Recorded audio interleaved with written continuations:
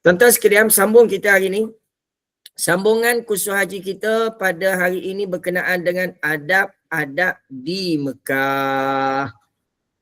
Adab-adab di Mekah. Adab-adab di Mekah. Mana yang dikatakan adab-adab di Mekah? Yang pertama sekali, bagi mereka yang mengerjakan haji ataupun umrah. Tuan-tuan sekalian, dia kena tahu bahawasanya dia pergi ke sana mesti menjaga adab-adab tata susila yang baik. Perilaku yang baik. Tingkah laku yang baik. Tuan-tuan sekalian. Kan apakah dia adab-adab di Mekah ni yang perlu kita terapkan. Yang perlu kita didik diri kita.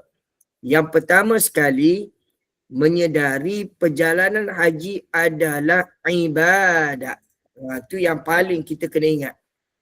Kan? Mengerjakan haji, kan mengerjakan ibadat haji, kita pergi haji ni adalah ibadat. Ingat tu. Pergi haji ni ibadat. Bila ada ibadat, dia ada hubung kait sah dan batal. Boleh ke tak boleh. Kan? Makna kata kena tahu hukum hakamnya dan sebagainya. Maka kita kena tahu bahawasanya perjalanan haji kita, perjalanan baik umrah kita pun akan ibadat, perintah daripada Allah Subhanahu Wa Taala. Wa atimmul hajja wal umrata lillah. Kerjakanlah haji, pergilah haji, akan menyempurnakan haji dan umrah kerana Allah Taala. Nak beritahunya tuan-tuan yang dirahmati oleh Allah Subhanahu Wa Taala, kita buat ni adalah perintah daripada Allah Subhanahu Wa Taala. Itu paling penting.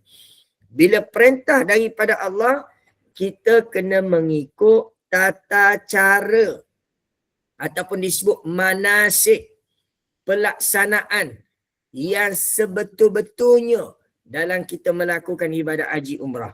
Sebab tu adab yang pertama, kita kena sedari bahawa perjalanan haji ni adalah ibadat. Apa semua yang kita buat, apa semua yang kita usaha, semuanya akan diberikan ganjaran pahala oleh Allah Subhanahu Wa Taala. Kan akan dikurniakan ganjaran pahala oleh Allah. Kita bagi duit, kita keluarkan duit, kita berpenak, kita letih, apa sahajalah tuan-tuan yang dirahmati oleh Allah Subhanahu Wa Taala. Kita kena ingat semua yang kita laburkan, yang kita korbankan dalam nak melaksanakan ibadat haji atau ibadat umrah, semuanya akan diganti semula oleh Allah Subhanahu Wa Taala. Itu yang kita kena ingat. Akan diganti semula oleh Allah Subhanahu Wa Taala. Jadi, kan yang pertama sekali menyedari perjalanan haji kita ni adalah ibadat. Yang kedua, kita kena tahu bahawasanya kita ni adalah tetamu Allah. Kena tahu. Kita ni adalah tetamu Allah, duyufur Rahman, tetamu-tetamu Allah. Bila sebut tetamu Allah, tuan-tuan sekalian, tetamu dijemput. Kalau tetamu tak dijemput, namanya tetamu tak diundang. Kalau tetamu dijemput, maknanya diundanglah. Kan kita pergi ni atas panggilan Allah. Semua orang datang ke Mekah dijemput oleh Allah Subhanahu Wa Taala. Ada yang rancam nak pergi, tak pergi-pergi pun. Ada yang rancam tak pergi tapi tiba-tiba dapat pergi. Tuan-tuan sekalian, semua itu di bawah susung atur daripada Allah Subhanahu Wa Taala. Itu yang kita kena ingat. Di bawah susung atur daripada Allah.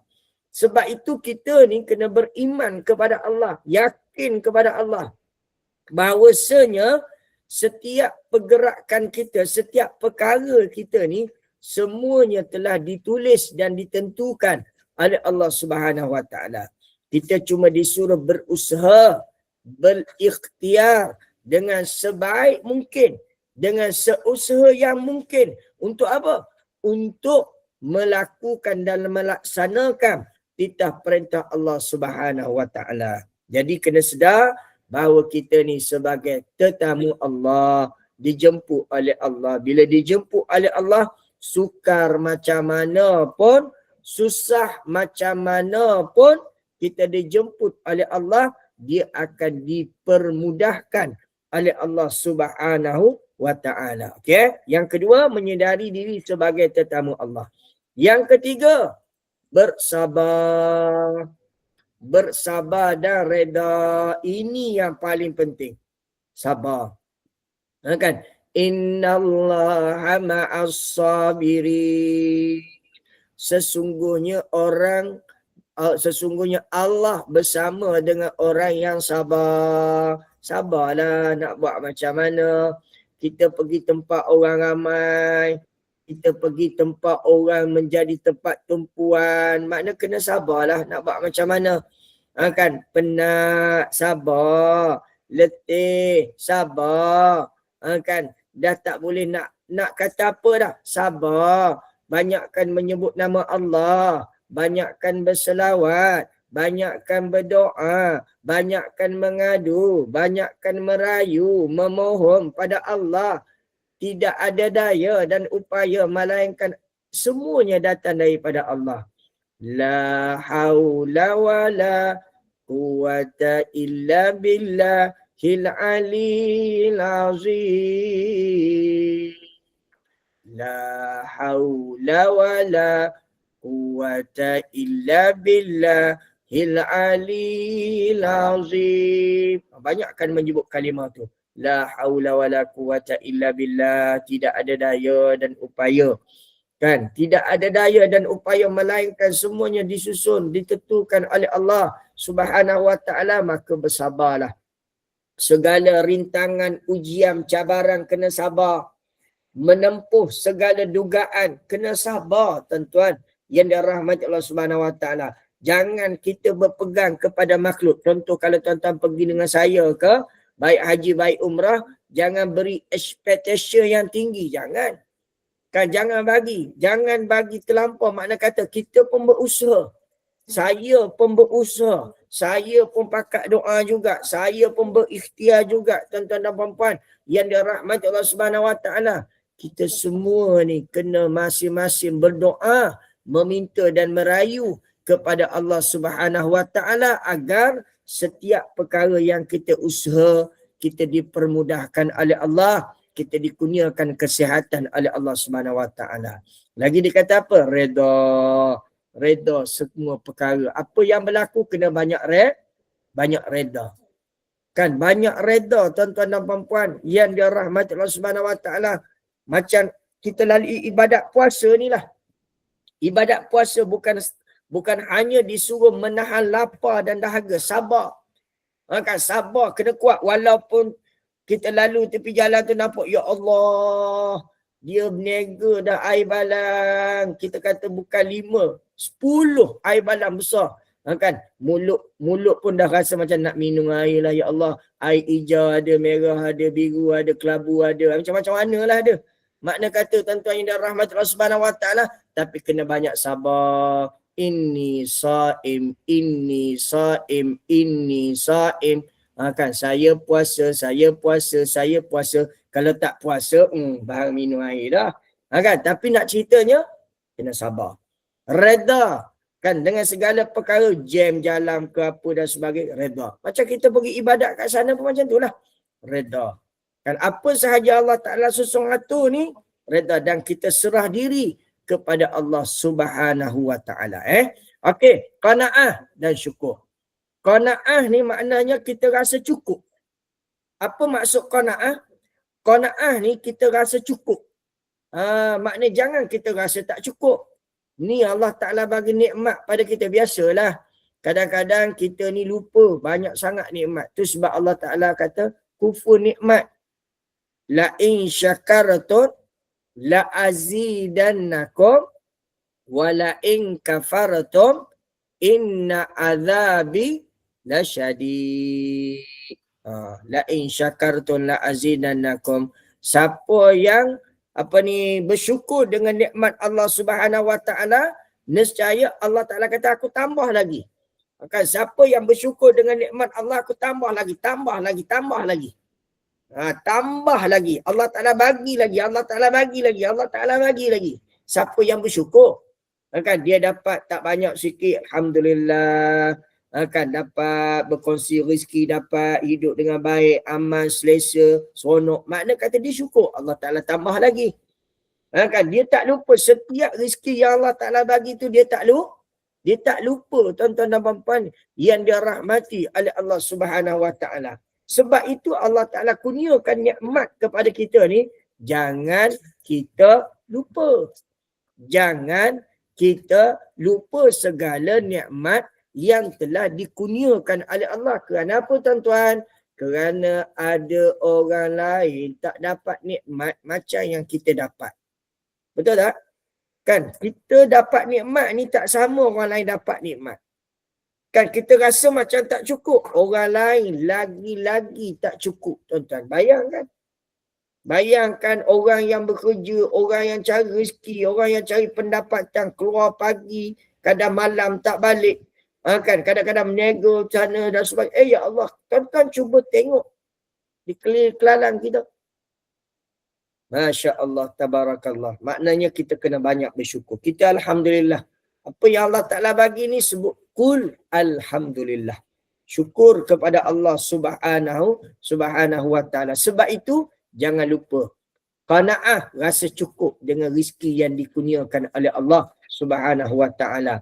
Kan syukur dengan segala kufur dengan nikmat pemberian yang dikurniakan oleh Allah subhanahu wa ta'ala. Jangan kufur nikmat. Kerana Allah Ta'ala bagi nikmat, jangan kufur nikmat tuan-tuan yang dirahmati oleh Allah Subhanahu Wa Ta'ala. Lagi dia kata apa lagi? Kebergantungan kita kepada Allah. Kan banyak bergantung dengan Allah.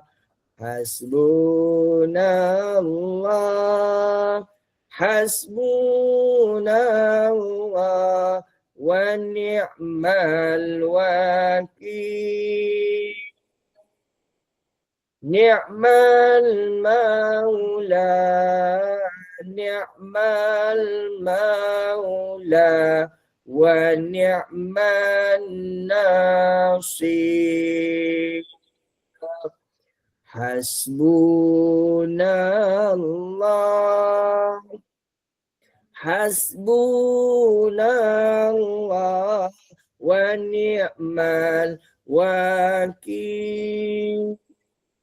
Ni'mal maula, ni'mal maula, wa ni'man nasir. Allahu Akbar tuan-tuan. Kebergantungan kita kepada Allah.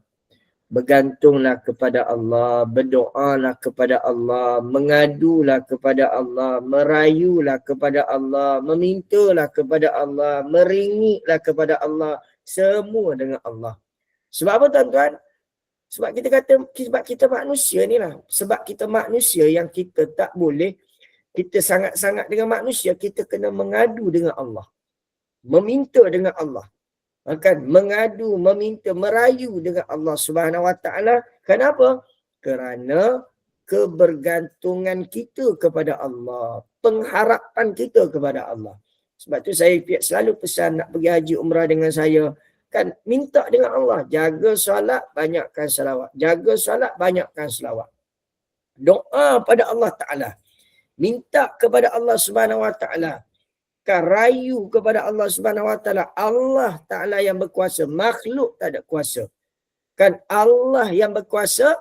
Makhluk tak ada kuasa. Sebab itu minta dan kepada Allah Subhanahu Wa Ta'ala. Seterusnya dia kata apa? Menunjukkan akhlak yang baik. Kan pastikan kita berakhlak yang baik. Perangai yang baik. Jangan nak ke sana nak gaduh-gaduh. Nak bertumbuk. Nak orang kata apa? Nak macam-macam lah. Jangan. Jangan kita ni sampai nak bergaduh-gaduh di sana. Jangan. Maknanya tuan-tuan, kat sana tuan-tuan cuma semua orang nak mencari keberkatan, keampunan, kebaikan di sisi Allah Subhanahu Wa Ta'ala. Tuan-tuan yang dirahmati oleh Allah Subhanahu Wa Ta'ala. Sebab itu saya katakan tuan-tuan yang dirahmati Allah Subhanahu Wa Ta'ala, kan menunjuk akhlak yang baik. seperti mana akhlak baginda Rasulullah sallallahu alaihi wasallam. Ikutilah kan akhlak, contohilah akhlak baginda Rasul sallallahu alaihi wasallam. Baik. Dan lagi dia kata ada adat di bumi Mekah. Apa lagi ada adat di bumi Mekah? Perbanyakkan ibadat seperti tawaf, membaca Al-Quran, i'tikaf, doa, taubat dan istighfar. Banyakkan baca Quran, banyakkan membaca Al-Quran. Ni bulan Ramadan, bulan Al-Quran. Banyak baca Quran. Kalau tak boleh 30 juzuk Al-Quran, ni tak boleh 30 juzuk Quran. Ustaz, saya tak boleh baca 30 juzuk. Pasal apa? Sebab dulu tak habis belajar. Kan baru nak naik muqaddam, dah tak boleh. Alif bata saja pandai. Kan? Muqaddam dah tak boleh dah. Cikgu dah tak ajar ataupun ustaz tak ajar dah. Maknanya tuan-tuan yang dirahmati Allah Subhanahu Wa Taala, kalau tak boleh tak apalah. Tak mampu 30 juzuk, habis 30 juzuk. Daripada juzuk yang pertama sampai juzuk yang ketiga, yang ke-30 juzuk. Tak boleh 30 juzuk, ambil 3 juzuk. Faham tak? Tak boleh 30 juzuk, ambil 3 juzuk. Kan makna kata, tak boleh 3 juzuk, ambil 3 surah. Al-Waqi'ah, Al-Mulk, Yasin. Kan? Al-Waqi'ah, Al-Mulk, Yasin. Maknanya 3 surah. Mula-mula 30 juzuk. Tak boleh 30 juzuk, 3 juzuk. Tak boleh 3 juzuk, 3 surah. Tak boleh 3 surah, 3 kul. Kul huwallah, kul a'udzu birabbil falaq, kul a'udzu birabbin. Nah, 3 kul lah. Tak boleh 3 kul, tuan-tuan kena sebut qalu inna lillahi wa inna ilaihi raji'un. Matilah. Tak boleh nak kata apa dah. Memang tak boleh nak kata apa. Meninggal lah. Kan? 30 juzuk tak boleh.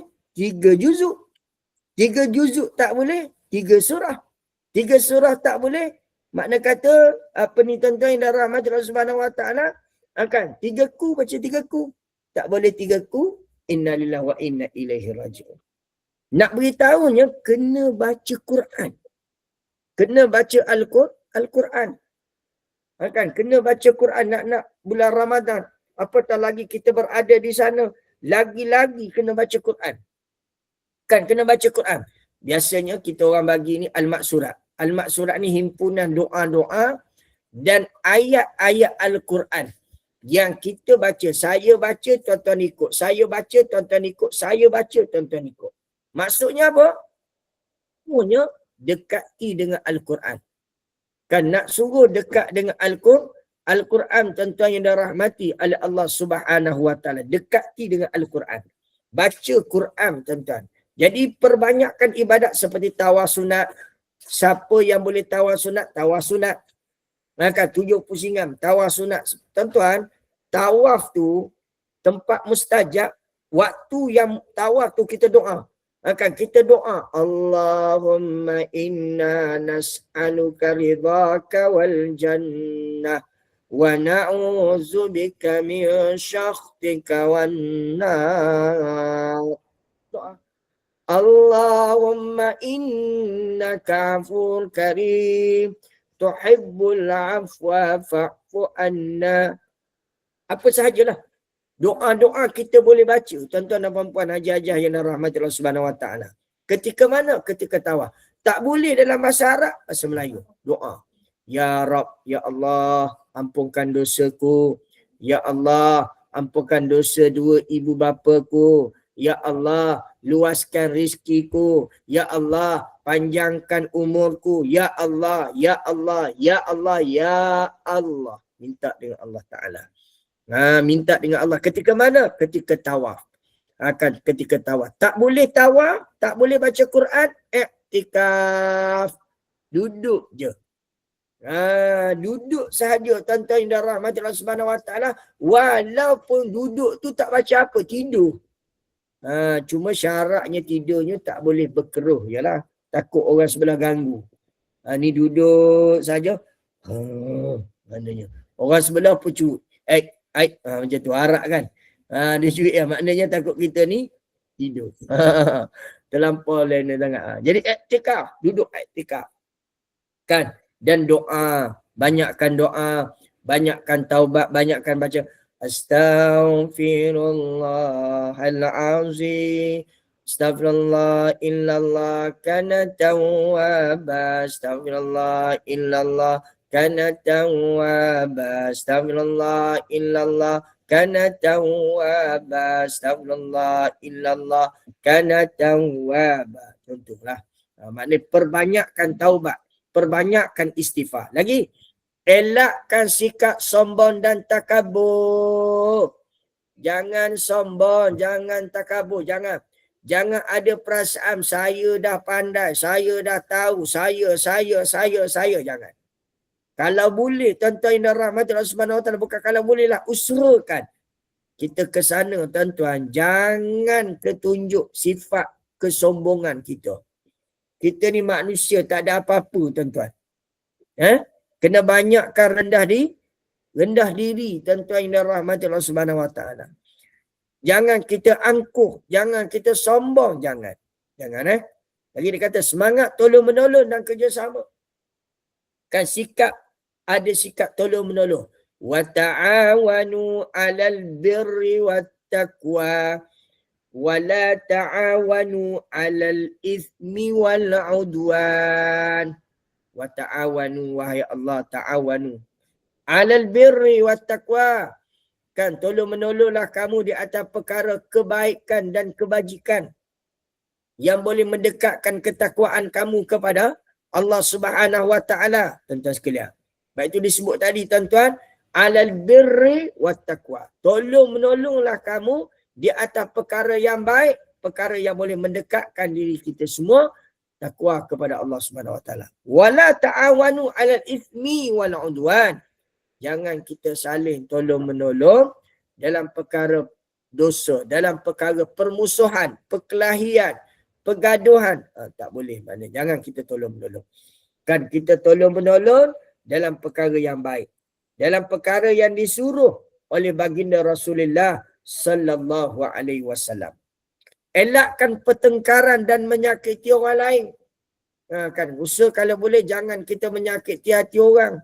Banyakkan memudahkan urusan orang. Kita memudahkan urusan orang, Allah Ta'ala akan memudahkan urusan kita. Nampak tak? Kita memberi kebaikan kepada orang, Allah akan beri kebaikan kepada kita. Kita tolong orang, Allah tolong kita. Tuan-tuan kena ingat macam tu. Tuan-tuan kena ingat, tuan-tuan yang dirahmati Allah Subhanahu Wa Ta'ala, kita kena buat shift untuk orang dulu. Kan? Bantu orang dulu, tuan-tuan. Barulah kita akan dapat, tuan-tuan dan puan-puan, yang dirahmati oleh Allah Subhanahu Wa Taala. Sebab itu kita kenapa? Jangan kita menyakiti hati jemaah. Jangan menyusahkan begitu begini. Kita kena sentiasa ambil sikap keprihatinan dan memudahkan urusan, tuan-tuan, yang dirahmati Allah Subhanahu Wa Taala. Menjauhi percakapan dan perbuatan keji. Kan? Jauhi percakapan yang keji, jangan. Kan, ataupun ucapan-ucapan yang tak baik, perkataan-perkataan yang tak baik, hindari. Tuan-tuan, yang dirahmati Allah Subhanahu Wa Taala. Elakkan suka mengadu domba dan khabar angin. Ini satu hal juga ni. Suka mengadu domba. Mengadu domba ni apa? Nak bagi orang marah lagi. Nak bagi orang bergaduh lagi. Nak bagi orang, yalah macam-macam lah. Mengadu domba, tuan-tuan. Kan? Dan lagi apa? Suka dengar khabar-khabar. Patutnya tabayun dulu. Patutnya tabayun dulu. Maknanya kita cek dulu betul ke tak betul. Kan sahih ke tak sahih, tuan-tuan. Yang dirahmati oleh Allah Subhanahu Wa Taala.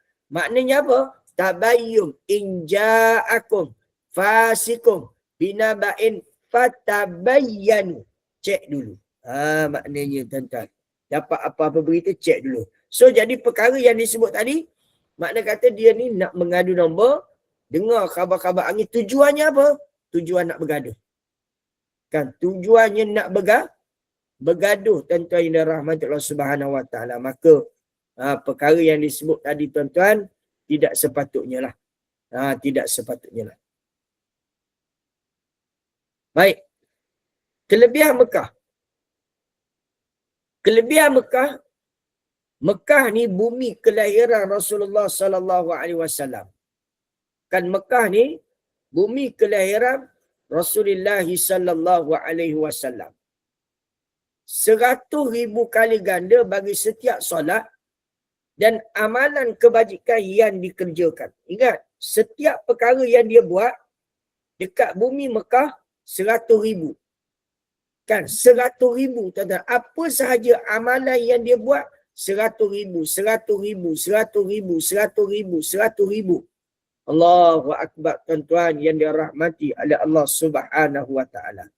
Ganjaran bagi mereka yang melakukan ibadah pada bulan pada tempat di bumi haramah ini. Kan 100,000 tuan-tuan. Kan 100,000. Banyak tempat mustajab untuk berdoa. Kan banyak tempat. Bukan setakat di Murtazam sahaja. Bukan setakat di Haji Ismail sahaja. Di Haji Aswad sahaja. Yang tu memanglah sepatutnya kena usahalah pergi. Tuan-tuan. Yang dirahmati Allah Subhanahu wa taala. Maka kalau tak cukup begitu, rehat. Kan makna kata kita kena rehat. Kan makna di samping tu tuan-tuan, yang dirahmati Allah Subhanahu wa taala, kan banyakkan berdoa, banyakkan meminta, banyakkan merayu memohon kepada Allah Subhanahu wa taala.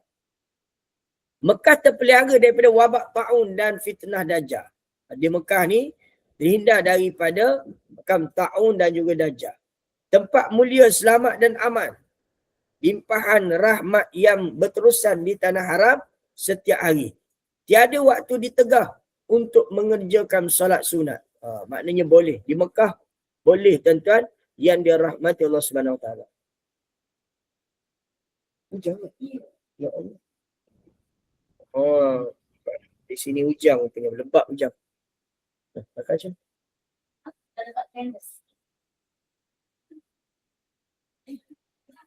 Okey, baik. Ganjaran 100,000 kebaikan di tanah haram. Perbincangan ulama pendapat mengatakan kelebihan 100,000 itu merangkumi seluruh tanah haram Mekah berdalilkan peristiwa Isra' Mi'raj ketika Rasulullah sallallahu alaihi wasallam diisrakan. Baginda berada di rumah Ummul Hani, bukan di dalam Masjidil Haram. Ulama menjelaskan bahawa Masjidil Haram yang dimaksudkan dalam ayat tersebut merujuk keberkatan barakna haulahu kepada tanah haram seluruhnya. Maknanya tanah haram tu merangkumi semua. Kan tanah haram tu merangkumi semua tuan-tuan yang dirahmati Allah Subhanahu wa taala, yang reserve tanah haram tu, yang dia ada mikah, ada hudud, ada sempadan di antara tanah haram dengan tanah halal. Dia ada mikah sempadan di antara tanah haram dengan tanah halal. Maknanya mana-mana yang kita duduk di di kawasan Mekah tuan-tuan yang dirahmati Allah Subhanahu wa taala, dikategorikan kita dapat juga 100,000 tuan-tuan yang dirahmati Allah Subhanahu wa taala. Tiada waktu ditegah untuk melakukan solat. Waktu tahrim, waktu yang diharamkan solat sunat, kecuali di tanah haram. Selepas solat subuh sehingga waktu syuruk. Selepas waktu syuruk sehingga naik matahari. Ketika rembat gelincir matahari kecuali hari Jumaat. Selepas solat asar sehingga terbenam matahari. Masa kekuningan matahari. Sehingga tuan-tuan yang dirahmati Allah Subhanahu wa taala, kekuningan matahari sehingga terbenamnya matahari. Ini di antara waktu yang ditegah untuk kita melakukan solat, mendirikan solat. Di Masjidil Haram tak apa. Luar daripada Masjidil Haram, maknanya tuan-tuan, bolehlah. Dia kata kecuali tanah haram. Kecuali di tanah haram tuan-tuan yang dirahmati oleh Allah Subhanahu wa taala. Okey, tempat mustajab dalam Kaabah.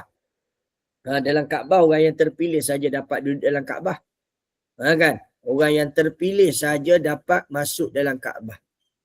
Dalam Kaabah lagi murtazam antara Hajar Aswad dan pintu Kaabah, boleh berdoa di situ.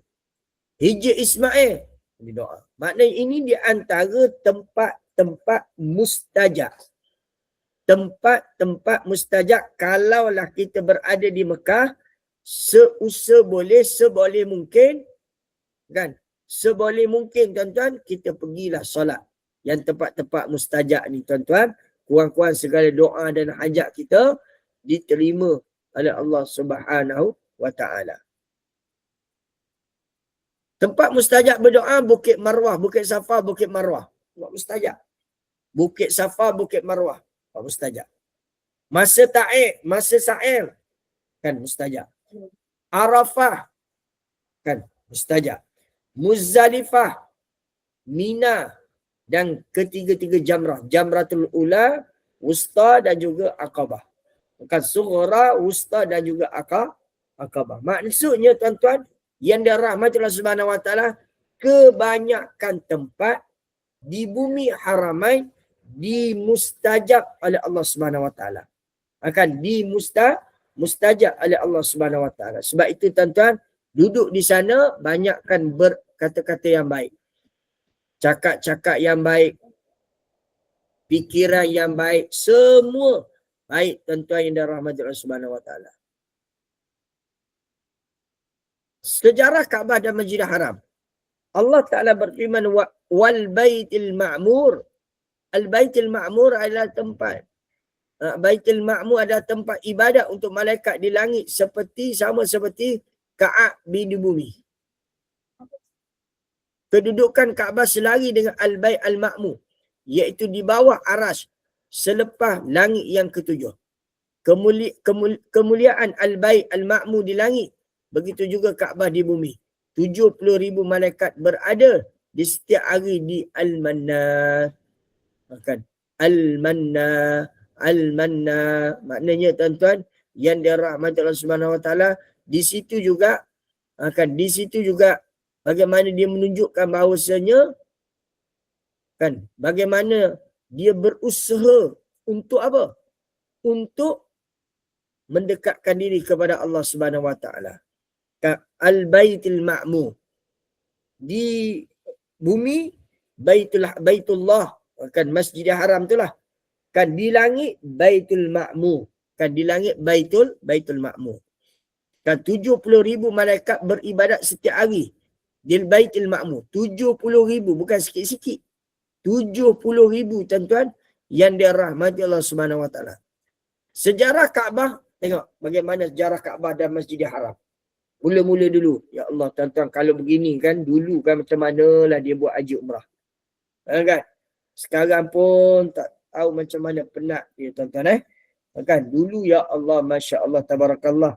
Kan ketika itu iman mereka, kan, keyakinan dan hubungan mereka dengan Allah Subhanahu wa Ta'ala. Maknanya, kan, dia boleh kata berpakaian, kata apa maknanya, kan, zaman ketika itu tuan-tuan, dengan kecekalan dia, kesungguhan dia, berjalan untuk melihat sendiri bagaimana hotel yang disediakan kepada mereka. Kan maknanya tuan-tuan yang dirahmati Allah Subhanahu wa Ta'ala, kan cabaran hari ini, cabaran dulu berbeza. Bergantung kepada tahap, kan, bagaimana dia mensyukuri, kan, nikmat yang dikurniakan oleh Allah Subhanahu wa Ta'ala. Bagaimana dia mensyukuri segala nikmat-nikmat yang dikurniakan oleh Allah, kemudahan, keselesaan. Tengok pada binaan Al-Hajjaz, Hajjaz, kan, yang kedua binaan pada zaman Ibn Zubair, kan, Ibn Zubair. Okey, Kaabah, dikurang beginilah Kaabah, kan, penjuru Hajar Aswad, penjuru Iraqi, penjuru Syami, penjuru Yamani, Hajar Aswad, pintu Kaabah, Multazam, Makam Ibrahim, Pancuk Emas, kawasan Hijri Ismail atau Hatim, Sazwan, Kelambu Kaabah. Ini di antara tempat-tempat mustajab. Yang orang duk cari tempat-tempat mustajab, pergilah cari. Bila duduk di Mekah, memanfaatkan waktu di Mekah. Memanfaatkan waktu di Mekah, tuan-tuan yang dirahmati Allah Subhanahu wa Ta'ala. Kan, menghidupkan segala aktiviti yang disarankan untuk kita usaha dan untuk kita buat, kita jalankan. Kan di mana tuan-tuan? Di Mekah. Sebab itu di Mekah ni masa dia cepat. Daripada satu waktu ke satu waktu tu cepat. Sebab itu kita kena ada atur cara yang tersusun untuk nak memastikan kita manfaatkan waktu di bumi Haramain. Sejarah Kaabah Masjidil Haram, rumah ibadat yang pertama didirikan di muka bumi. Pembinaan daripada batu yang diambil daripada 5 buah gunung, iaitu Jabal Lubnan, Thur Zaita, Tursina, Jabal Judi dan Jabal Hira. Maknanya daripada cibitan batu, kan maka dijadikan Hajar Aswad. Yang ketiga, telah dibina sebanyak 3 kali sebelum pembinaan Kaabah oleh Nabi Allah Ibrahim AS. Pembinaan tersebut dibuat oleh para malaikat, Nabi Adam dan Nabi Syed. Nabi Ibrahim, malaikat, Nabi Adam. Maknanya Kaabah ni dah terbina dah. Sebelum Nabi Allah Ibrahim, makna kata tuan-tuan dan rahmati Allah Subhanahu Wa Taala sibuk dengan perkara yang lain, dia memikulkan satu amanah daripada Allah Subhanahu Wa Taala untuk kita, tuan-tuan dan rahmati Allah Subhanahu Wa Taala, untuk kita mempertingkatkan. Kan? Telah dibina banyak 3 kali. Zaman apa? Zaman pembinaan Kaabah oleh Nabi Ibrahim. Kan? Dibuat oleh para malaikat, Nabi Adam. 3 level, 3 tahap pembinaan Kaabah. Pertama, zaman Nabi Allah Ibrahim. Yang kedua, para malaikat bina. Yang ketiga, Nabi Adam alaihissalam. Ukuran pembinaan oleh Nabi Ibrahim adalah seperti berikut. Kan, tinggi 14 meter, panjang 12 meter, lebar 11 meter. Tuan-tuan. Ini dia punya kiraan. Kaabah dibina semula dengan zaman Quraisy, iaitu ketika Nabi Muhammad sallallahu alaihi wasallam berusia 35 tahun. Sampailah hari ni kita tengok, inilah Masjidil Haram yang tersegar indah. Tempat yang setiap orang ingin pergi. Dan bila pergi, nak kembali lagi. Kan bila pergi, nak kembali lagi. Sekarang dah cantik dah. Dah banyak tempat-tempat solat. Ramai tuan-tuan yang dirahmati Allah Subhanahu Wa Taala, tetapi masih ada lagi ruang. Kan di sebelah sana pun kalau kita tengok fasa baru, pembinaan baru pun kan maknanya boleh juga di situ tuan-tuan yang dirahmati Allah Subhanahu Wa Taala. Sejarah Masjidil Haram, yang tak apa nanti. Amalan di Masjidil Haram. Apakah dia amalan di Masjidil Haram? Amalan di Masjidil Haram ni tawaf sunat atau solat tahiyatul masjid. Banyakkan tawaf sunat dan solat tahiyatul masjid. Banyakkan tawaf sunat dan solat tahiyatul masjid. Yang kedua, berselawat ke atas Nabi sallallahu alaihi wasallam. Kan berselawat ke atas baginda Nabi sallallahu alaihi wasallam. Sambil-sambil tu Allahumma salli ala sayyidina Muhammad. Allahumma salli ala sayyidina Muhammad. Allahumma salli ala sayyidina Muhammad. Allahumma salli. Maknanya berselawat kepada baginda Nabi sallallahu alaihi wasallam. Lagi niat beriktikaf dalam masjid. Bila duduk dalam masjid tu kita niat beriktikaf. Kan nawaitu ala hadza i'tikaf fi hadzal masjid lillahi ta'ala. Sahaja aku beriktikaf pada ini masjid kerana Allah Ta'ala. Zikir berbagai-bagai lah. Zikir-zikir yang kita boleh susun. Kan? Bacaan-bacaan zikir, ayat-ayat zikir. Yang mana tuan-tuan dengan zikir tu tuan-tuan, yang dirahmati Allah Subhanahu Wa Ta'ala boleh memanfaatkan waktu dan masa kita berada di bumi Haramain. Membaca Al-Quran. Yang seterusnya dia kata apa? Jangan membuat isap rokok dan sebagainya. Tapi biasanya orang kita ni kan dia kata arak pun isap rokok. Kan dia pandai pula cari rokok kat mana pula. Itu masing-masing punya masalah lah tu. Kan jadi nak beritahu tuan-tuan yang dirahmati Allah Subhanahu Wa Taala, sebaiknya sebolehnya tuan-tuan yang dirahmati oleh Allah Subhanahu Wa Taala, jauhi perbuatan perkara-perkara yang boleh merugikan kita ketika mana kita berada di bumi Haramain. Okey. Lagi sejarah kewujudan air Zam-Zam. Sinonim dengan sejarah Hajar dan puteranya Ismail. Kalau sebut air Zam-Zam ni, kita akan teringat kisah Hajar dan juga anaknya Ismail. Di mana di sebuah lembah yang gersam lagi tiada dipenghuni. Kan, duduk di lembah gersam tak ada penghuni. Yalah di Mekah dulu tuan-tuan, yang dirahmati Allah Subhanahu Wa Taala mana ada apa, tak ada apa pun. Kan di Mekah tuan-tuan tak ada apa. Kan gersam lagi tiada penghuni. Hajar berlari-lari Bukit Safa, Bukit Marwah.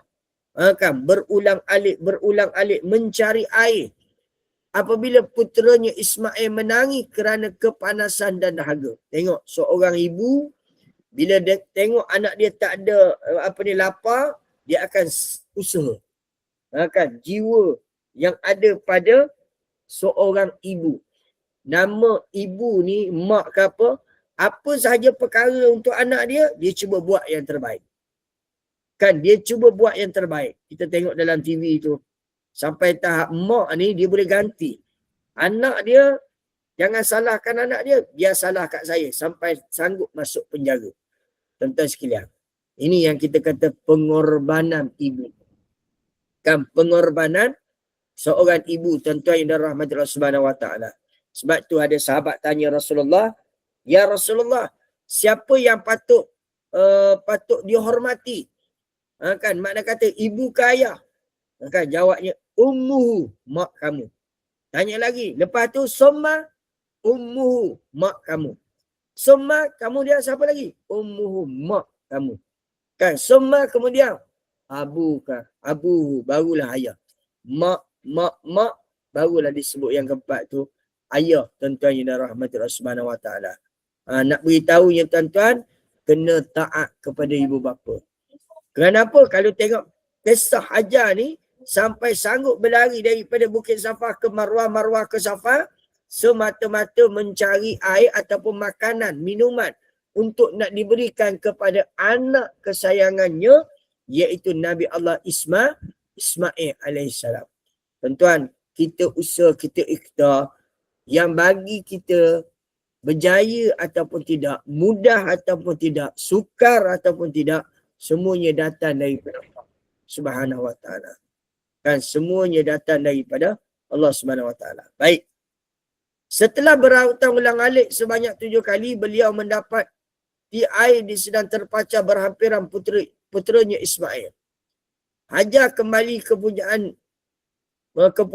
kepungan Zamzam agar air tidak melimpah keluar.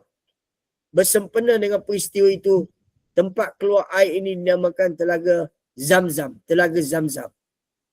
Telaga Zamzam. Asalnya tendangan kaki anaknya Nabi Allah Ismail AS. Kan akhir sekali menjadi hari ini berebut untuk nak mendapat air Zamzam. Tak dapat air Zamzam, kadang-kadang bergaduh pula tak dapat air Zamzam. Kan nak air Zamzam. Ustaz, nak air Zamzam. Nak air Zamzam. Nak air Zamzam. Kan jadi tuan-tuan yang dirahmati Allah Subhanahu Wa Taala, kenapa tuan-tuan? Kerana nak minum air Zamzam. Nak minum air Zamzam, air syifa. Betul lah, al-ma'uz Zamzam. Ma'uz Zamzam syifa'um min kulli dawa. Air Zamzam syifa, dia boleh jadi penawar. Kan dia boleh jadi penawar, syifa min kulli dawa, daripada sekalian penyakit. Apa sahaja penyakit, dia boleh menjadi penawar. Dia boleh sembuhkan. Bukan saya kata, Nabi kata. Saya cuma menakalkan, mengambil daripada hadis yang disabdakan oleh baginda Nabi sallallahu alaihi wasallam. Kan maknanya kita ambil daripada apa yang disebut oleh Nabi sallallahu alaihi wasallam, ma'u Zamzam syifa'un min kulli dawa. Jadi sempena dengan peristiwa itulah tempat itu disebut air Zamzam, Zamzam. Dan Zamzam, tuan-tuan yang dirahmati Allah Subhanahu Wa Taala. Okey, lagi adab minum air Zamzam. Bila kita nak minum air Zamzam ni, apakah adab dia? Diriwayatkan oleh Ahmad Al-Hakim dan Daruqutni dari Ibn Abbas, juga diriwayatkan daripada Ahmad dari Jabir radhiyallahu anhu. Sallallahu alaihi wasallam bersabda, ma'uz Zamzam lima syuriba lahu. Nabi sebut ma'uz Zamzam lima syuriba lahu. Air Zam-Zam itu mengikut apa yang diarahkan ketika diminum. Kan? Diarahkan ketika meminum. Air Zam-Zam itu mengikut apa yang diarahkan ketika diminum, tuan-tuan yang dirahmati Allah Subhanahu Wa Taala. Adab minum air Zam-Zam, pertama baca doa lah. Kan Allahumma inni as'aluka ilman nafi'a wa rizqan wasi'a wa shifaan min kulli dawa. Itu doa. Minum dalam keadaan tenang dengan 3 kali nafas, iaitu dengan 3 kali teguk. Kan membaca doa, kan macam yang kita baca tadi, menghadap ke arah kiblat, membaca basmalah, menggunakan tangan kanan. Ini di antara adab-adab kita membaca air Zam-Zam. Kelebihan air Zam-Zam dengan izin Allah, tidak akan kering sehingga hari kiamat. Tengok air Zam-Zam tak kering sampai hari kiamat. Boleh menyembuh penyakit dengan izin Allah Subhanahu Wa Taala, mengenyangkan dan menambahkan kekuatan untuk bacaan badan peminumnya dengan izin Allah Taala. Air yang telah digunakan untuk membasuh hati atau jantung Rasulullah sallallahu alaihi wasallam menyembuhkan tujuan dan hasrat peminumnya dengan izin Allah. Kelebihan dari sudut saintifik. Maknanya kita dah ada satu testimoni, kan, ataupun kesan daripada orang yang minum air Zam-Zam. Air Zam-Zam ni air yang luar biasa. Kan, orang air yang luar biasa, tuan-tuan yang rahmat Allah Subhanahu Wa Taala. Kan, baik tuan-tuan, jadi menyempurnakan tujuan hasrat dan minum dengan izin Allah Subhanahu Wa Taala. InsyaAllah nanti esok nanti kita akan sambung lagi berkenaan dengan kelebihan-kelebihan. Nanti kita masuk Masyair Haji. Masyair Haji, kawasan Masyair Haji. Nanti dalam kuliah online lain nanti kita akan masuk. Jadi sabda Nabi sallallahu alaihi wasallam, khairu ma'in ala wajhi ardi ma'u Zamzam fihi ta'am min ta'mi wa shifa'un min su'i. Sebaik-baik air di permukaan bumi adalah air Zam-Zam. Padanya ada makanan yang menyegarkan dan penawar bagi segala penyakit. Jadi insya-Allah tuan-tuan yang dirahmati oleh Allah